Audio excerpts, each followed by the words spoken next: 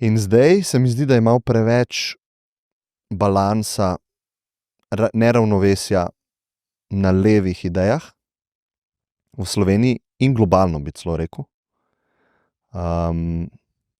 Ker se veliko socialističnih idej prihaja v ospredje spet, ne? In se mi zdi, da to ni ravnovesje, da ni čisto prava pot.